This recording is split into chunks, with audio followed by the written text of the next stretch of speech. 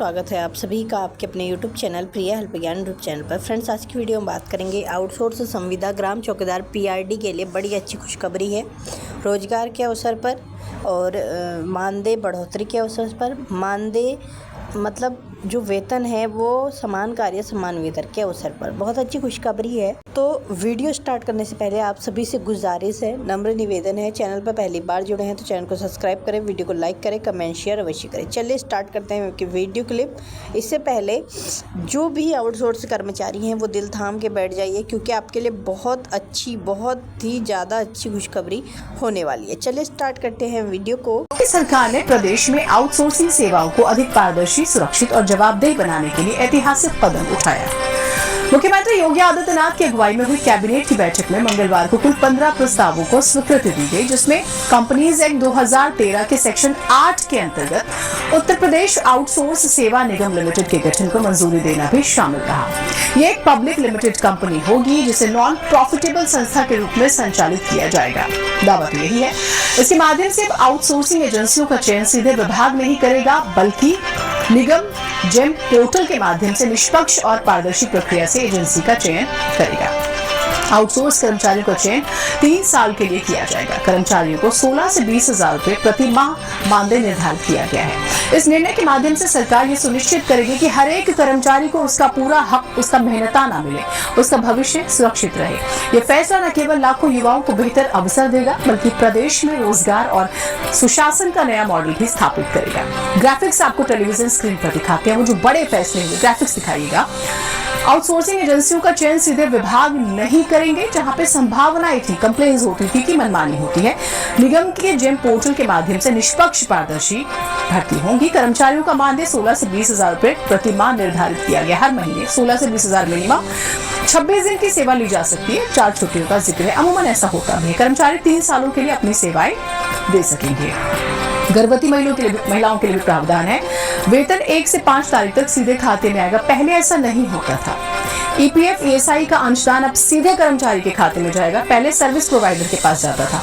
SC ST OBC EWS के जो लोग हैं उनकी बेहतरी का भी ध्यान रखा गया है। अगर महिला जो है वो प्रेग्नेंट है तो मैटरनिटी छुट्टी पर उसे भेजा जाएगा, पैसे नहीं कटेंगे। और अगर सेवा के दौरान किसी कर्मचारी की जान चली जाती है तो फिर अंतिम संस्कार के लिए 15,000 रुपए भी दिए जाएंगे। तो ग्राफिक्स बहुत महत्वपूर्ण है, जिसके जरिए हम आपको जानकारी दे रहे हैं। और ये आउटसोर्सिंग जो पॉलिसी है ये बहुत कुछ बदलने वाली है रोजगार के क्षेत्र में। इसके तर्क क्या दिए गए, इसको लाने के लिए एक बार ग्राफिक्स दोबारा से आपको दिखा रहे हैं ताकि आप समझ सके इसकी डिटेल। 3 सालों के लिए अपनी सेवाएं जो है वो कर्मचारी दे सकेंगे। कर्मचारियों का वेतन 1 से 5 तारीख तक सीधे उनके खाते में आएगा। सरकार जो बदलाव कर रही है वो आपको पता होना चाहिए। सीधा पैसा कर्मचारी के अकाउंट में आएगा, किसी सर्विस प्रोवाइडर के अकाउंट में नहीं आएगा। चाहे वो महिला हो, SC ST वर्ग हो, जो एक स्पेसिफिक रिजर्वेशन के नॉर्म्स है, आरक्षण है, निर्धारित आरक्षण, वो जरूर मिलेगा। अब इसका जो दूसरा महत्वपूर्ण पहलू है वो भी आपको बताते हैं। सरकार इस बात का विशेष तौर पर ध्यान रख रही है कि किसी तरह से किसी भी कर्मचारी का हक मारा ना जाए। लिहाजा प्रदेश के वित्त एवं संसदीय कार्य मंत्री सुरेश खन्ना ने बताया है कि प्रदेश के विभिन्न विभागों और संस्थाओं में लंबे समय से आउटसोर्सिंग एजेंसियों के माध्यम से बड़ी संख्या में कर्मचारी अपनी सेवाएं दे रहे थे, लेकिन लगातार ये शिकायतें सामने आ रही थी कि उन्हें सरकार द्वारा स्वीकृत मानदेय का पूरा भुगतान नहीं मिल रहा, जो हमने शुरू में कहा। साथ ही EPF ESI जैसी अनिवार्य सुविधाओं का नियमित अंशदान भी कई बार एजेंसियों द्वारा नहीं दिया जाता। ऐसा होता है। इन अनियमितताओं को खत्म करने और कर्मचारियों के हितों की रक्षा के लिए निगम गठित किया गया है। वित्त मंत्री आगे कहते हैं कि नई व्यवस्था में संवैधानिक प्रावधानों के तहत SC ST OBC EWS, दिव्यांगजन, भूतपूर्व सैनिक और महिलाओं को नियमों के मुताबिक आरक्षण मिलेगा। महिलाओं को मैटरनिटी लीव का भी अधिकार दिया जाएगा। कर्मचारियों की कार्यक्षमता और दक्षता बढ़ाने के लिए समय समय पर उन्हें प्रशिक्षण भी दिया जाएगा। इसके अलावा सेवा के दौरान कर्मचारी की अगर मौत हो जाती है तो 15,000 रुपए अंतिम संस्कार सहायता के रूप में दिए जाएंगे। सुनिए।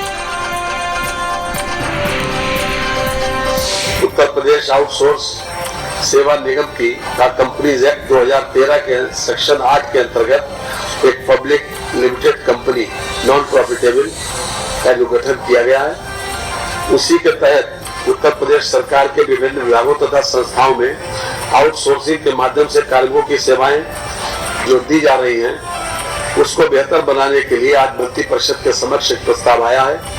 इसमें विशेष बात यह है कि नियमित पदों के अगेंस्ट इसमें आउटसोर्स या संविदा पर नहीं दिए जाएंगे। आउटसोर्सिंग सेक्टर में जो बहुत बड़े पैमाने पर जो सेवा प्रदाता कंपनियां थी वो शोषण करती थी, उस शोषण से मुक्ति का निर्णय लिया गया है और जो भी आउटसोर्सिंग में अब सेवाएं दी जाएंगी उसमें आरक्षण नियमों का अक्षरशः पालन करना पड़ेगा। जो नहीं करेगा उसके खिलाफ प्रावधान किया।